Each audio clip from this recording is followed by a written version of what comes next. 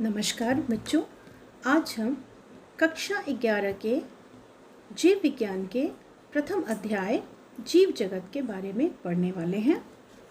इसको पढ़ने के पहले हम इस टॉपिक के बारे में थोड़ा पहले देख लेते हैं कि इसमें हम क्या क्या पढ़ने वाले हैं। तो बच्चों, जीव विज्ञान विज्ञान की वह शाखा है जिसमें जैव प्रक्रमों और जीवन रचना के बारे में अध्ययन किया जाता है, या यूं कहें कि इसके अंतर्गत हम पौधों तथा जीव जंतुओं के विशेष समूहों का अध्ययन करते हैं। Biology is the life forms and living processes. ये बायोलॉजी की यानी जीव विज्ञान की परिभाषा है। अब इस जीव विज्ञान के प्रथम अध्याय में हम जीव जगत के बारे में देखेंगे। इस अध्याय में हम पढ़ेंगे जीव क्या है, व्हाट इज लिविंग, जीव जगत में विविधता, डाइवर्सिटी ऑफ द लिविंग,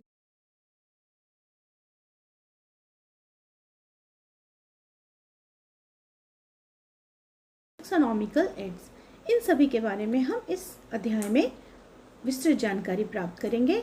लेकिन इस वीडियो में हम जीव क्या है और जीव जगत में विविधता, इन दो भागों को देखेंगे। तो आइए हम लोग शुरू करते हैं। सबसे पहले हम देखते हैं कि जीव यानी लिविंग। तो जीव किसे कहते हैं? जीव यानी जीवन। क्या है यह जीव? तो किसी भी जीव को जब हम जीवन की परिभाषा को समझने का प्रयास करते हैं या इसे परिभाषित करने का प्रयास करते हैं, तो हम इसके कुछ कैरेक्टरिस्टिक और इसके कुछ लक्षणों यानी गुणों को हम सामूहिक रूप से देखते हैं, जिसके आधार पर हम जीवन की परिकल्पना कर सकते हैं। इसके पहले भाग में हम देखते हैं इसके जो गुण है यानी कैरेक्टरिस्टिक ऑफ लाइफ है, वह है वृद्धि, रिप्रोडक्शन यानी जनन, उपापचय यानी मेटाबॉलिज्म, चेतना या संवेदना जिसे कॉन्शियसनेस भी कहते हैं हम। ये सभी मिलजुल कर जो है वह जीवन की परिभाषा बनाते हैं। वृद्धि जो एक गुण है, इसके अंदर आइए देखते हैं कि क्या है। जीवों में के भार एवं संख्या में वृद्धि, यानी जीवों के जो मास है, मास या और नंबर, इन सब में वृद्धि। तो यह वृद्धि एक कोशीय जीवों में और बहुकोशीय जीवों में, इन सभी में जो होती है यह वृद्धि, वह कोशिका विभाजन के द्वारा संपन्न होती है। इसके द्वारा कोई भी जीव अपनी संख्या में वृद्धि करता है या उसका बॉडी जो है, वह शरीर है, उसमें वह वृद्धि होती है। जैसा कि आपने देखा हो,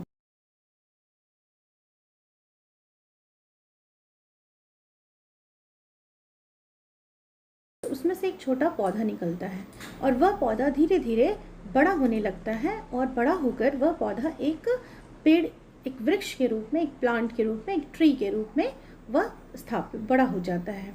इसी तरह से एक छोटा बच्चा धीरे धीरे वह अपने माता पिता के जैसा वह स्वरूप में आ जाता है।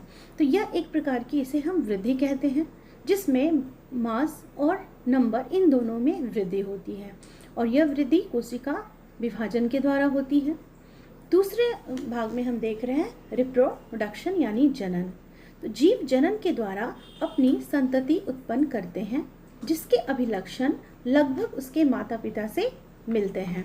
यानी जीव जनन के द्वारा, रिप्रोडक्शन की प्रक्रिया के द्वारा बिल्कुल अपने जैसी संतान की उत्पत्ति करते हैं।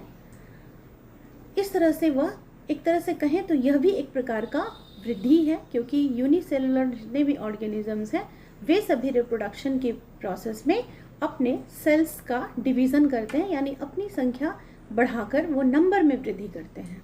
तो इस तरह से रिप्रोडक्शन भी है। तीसरा है उपापचय यानी मेटाबॉलिज्म।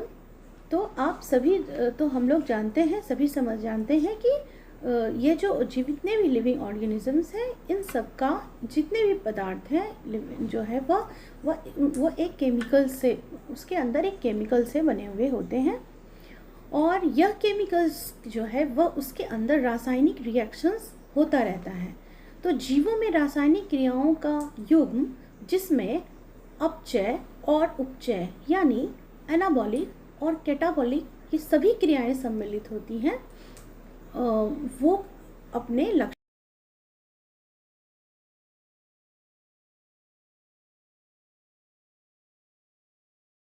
सारे एग्जाम्पल्स हमारे आएंगे, nutrition, respiration, photosynthesis etcetera.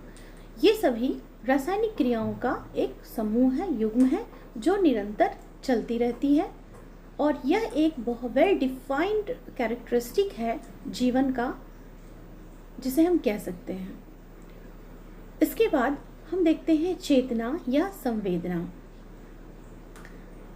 Consciousness जो है यह जीवों का एक खास गुण है। जीव अपने आसपास के पर्यावरणीय उद्दीपनों यानी स्टिमुलस के प्रति वो काफ़ी संवेदनशील होते हैं, यानी कि वह अपने उन स्टिमुलस के प्रति जो है काफ़ी रिएक्टिव होते हैं, वह काफ़ी किस प्रतिक्रिया तेज़ी से प्रतिक्रिया करते हैं। और ये जो स्टिमुलस है यह बायोलॉजिकल, रासायनिक, जो बायोलॉजिकल भी हो सकते हैं यानी जैविक, केमिकल्स भी हो सकते हैं, या फिजिकल भी हो सकते हैं। तो इस तरह से वह अपने आसपास के जो पर्यावरण है उसके स्टिमुलस से वह प्रभावित होते हैं और उस पर रिएक्शन करते हैं।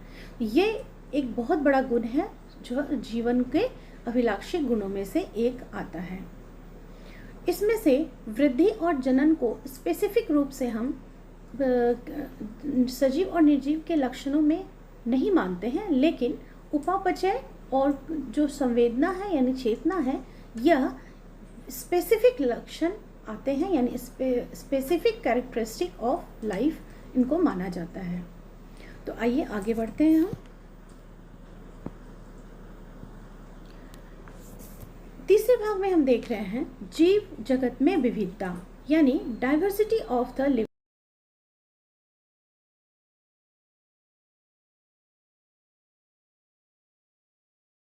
इस पृथ्वी पर जीवों की बहुत बड़ी संख्या और उनकी कई किस्में विविधता को दर्शाती है। यानी इस पृथ्वी पर बहुत सारी किस्म, एक ही स्पीसीज जो है, एक जाति की बहुत सारी स्पीसीज हैं जो यहाँ मौजूद होती हैं। ये इतनी बड़ी संख्या में है कि वह बहुत एक विविधता को दर्शाना प्रारंभ कर देती है।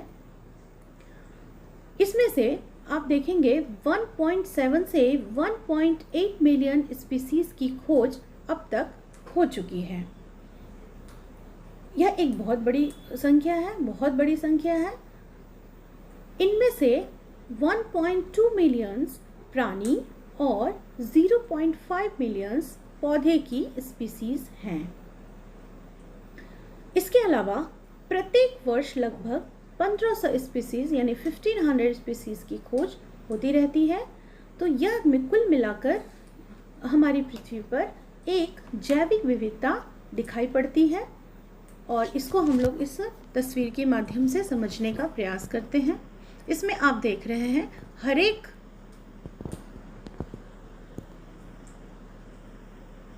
इसमें आप देख रहे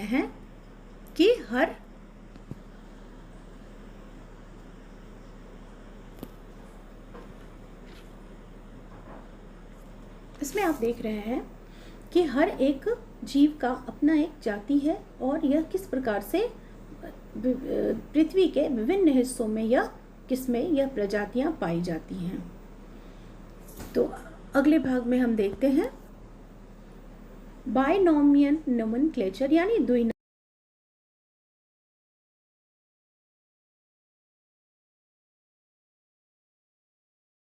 को। बायनॉमियल नोमेनक्लेचर क्या है? तो इस जैव विविधता के अंदर जितने भी प्राणी या जितने भी जीव इस पृथ्वी पर मौजूद हैं, वे सभी, उन सभी का एक नाम होता है। ऐसा नाम जिसके द्वारा वह पृथ्वी के यानी कि विश्व के किसी भी भाग में उसे उसी नाम से जाना जाता है।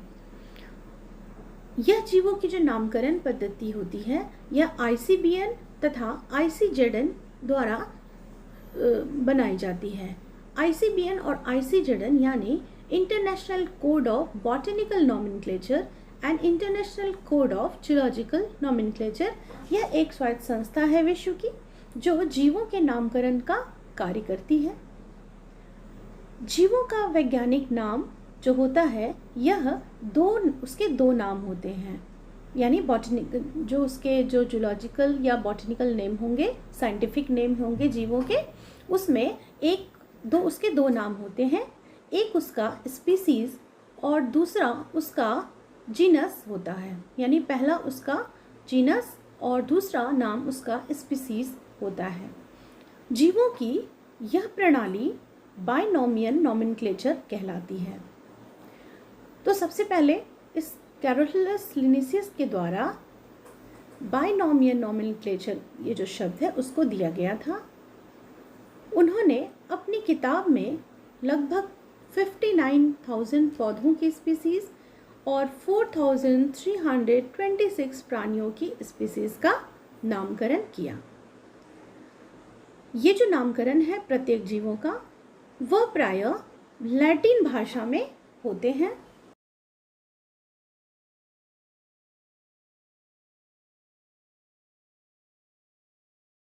शब्द जाति यानी स्पीसीज का संकेत होता है। पहला शब्द जीनस जो होता है वह बड़े अक्षरों में यानी कैपिटल लेटर से स्टार्ट होता है और दूसरा जो शब्द स्पीसीज होता है वह छोटे अक्षरों यानी स्मॉल लेटर में लिखा जाता है। यहाँ पर हम कई एग्जाम्पल्स को देख रहे हैं।